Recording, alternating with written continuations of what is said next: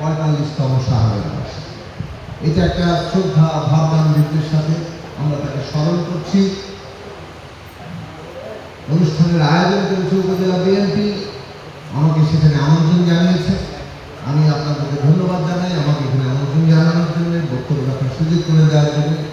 শুধু একটি কথা বলবো, আমরা পৃথিবীতে এমন কর্ম করতে চাই বা এমন কর্ম করা উচিত যে কর্মের ফলে আমাদের শেষ দিনে একদিনে সমগ্র বাঞ্ছারামপুরবাসী আমাদের কফিনের সামনে এসে দাঁড়ায়। যথাযোগ্য মর্যাদায় ও নানা কর্মসূচির মধ্য দিয়ে ব্রাহ্মণবাড়িয়ার বাঞ্ছারামপুরে পালিত হল বিএনপির প্রতিষ্ঠাতা শহীদ রাষ্ট্রপতি জিয়াউর রহমান বীর উত্তমের ৪৫তম শাহাদাত বার্ষিকী।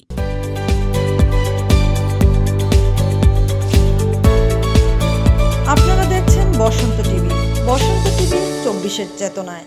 উপজেলা ও পৌর বিএনপি এবং এর সকল অঙ্গ সহযোগী সংগঠনের যৌথ উদ্যোগে বাঞ্ছারামপুরের মাওলাগঞ্জ বাজার অডিটোরিয়ামে এই আলোচনা সভা ও দোয়া মাহফিলের আয়োজন করা হয়। পবিত্র কুরআন তিলাওয়াতের মধ্য দিয়ে শুরু হওয়া এই অনুষ্ঠানে সভাপতিত্ব করেন বাঞ্ছারামপুর উপজেলা বিএনপির সভাপতি কৃষিবিদ মেহেদী হাসান পলাশ।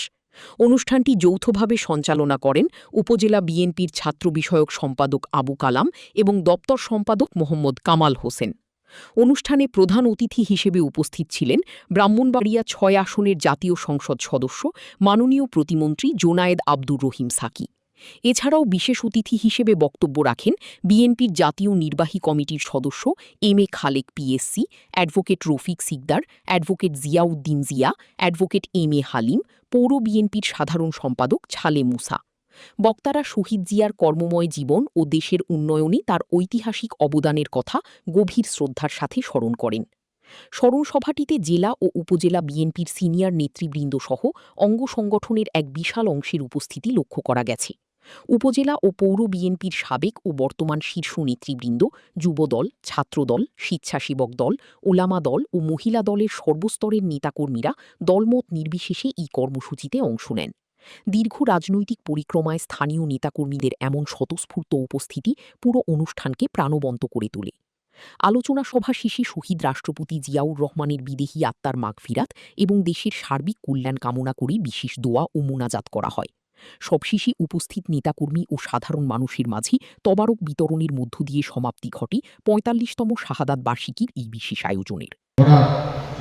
স্বনির্ভর অর্থনৈতিক বাংলাদেশকে এগিয়ে নিয়ে যাওয়ার জন্য আমরা ওনাকে শ্রদ্ধা ভরে স্মরণ করছি।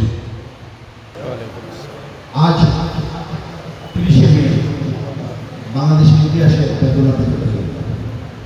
আজকের এই দিনে ১৯৮১ সালে ঘাতক বুলেট অভিশপ্ত টিকার জিয়াউর রহমানের বুকে চেপে গিয়েছিল। সে অভিশপ্ত বুলেট ঘাতকরা জানত না জনগণের ভালোবাসা যারা বেঁচে থাকে মৃত্যু তাদের ছুঁয়ে না।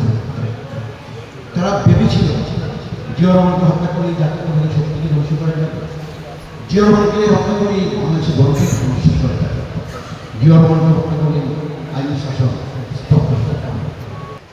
সেই গণতান্ত্রিক দ্বারা ব্যাহত করেছে বিগত পলায়নকৃত সরকার, স্বৈরাচারী সরকার, মাফিয়া সরকার।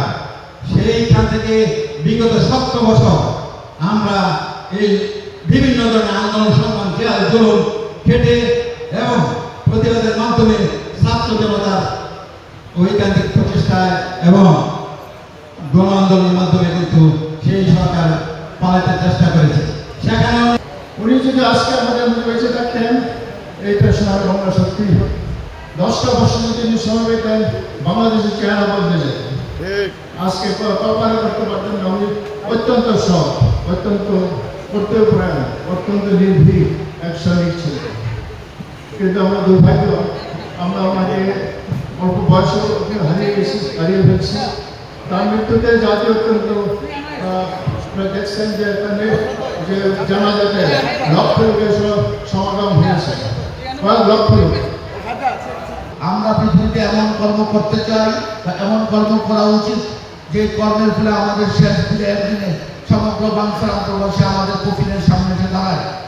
তার কারণ শহীদ রাষ্ট্রপতি জিয়াউর রহমান একজন ক্ষণজন্মা পুরুষ।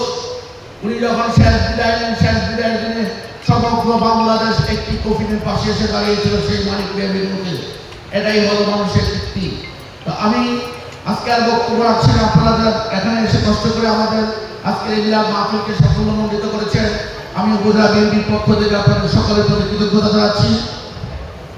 এবং আপনাদের কাছে একটি আরোপ, আপনারা দলের কথা চিন্তা করে, শহীদ রাষ্ট্রপতির কথা চিন্তা করে এবং খালেদা জিয়ার কথা চিন্তা করে, তারেক রহমানের কথা চিন্তা করেন।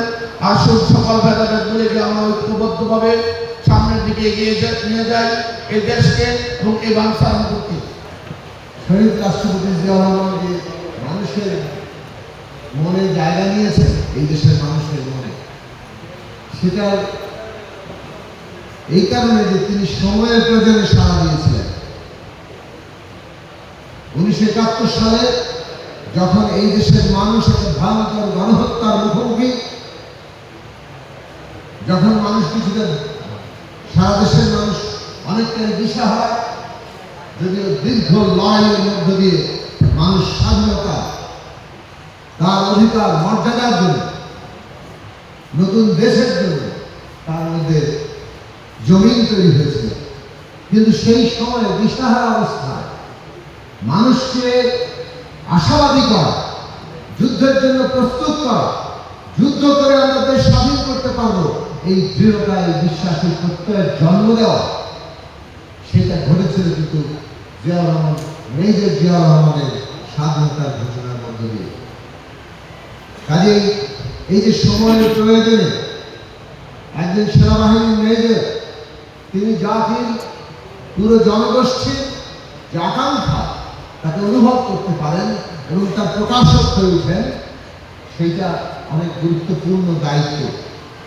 একটু আগে জেনারেল খালেদ সাহেব বলেছেন সেনাবাহিনীর অফিসারদের বিদ্রোহের পরিণতি কি দাঁড়ায়, তো সেই জায়গা থেকেও এই তাৎপর্য আছে।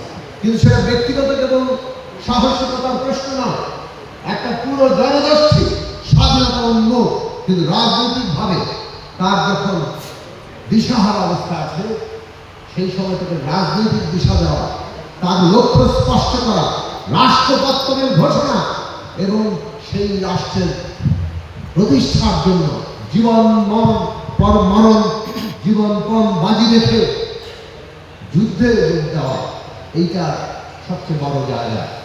এবং সেই কারণে বাংলার মানুষের মধ্যে তিনি তার স্থান করে নিয়েছেন।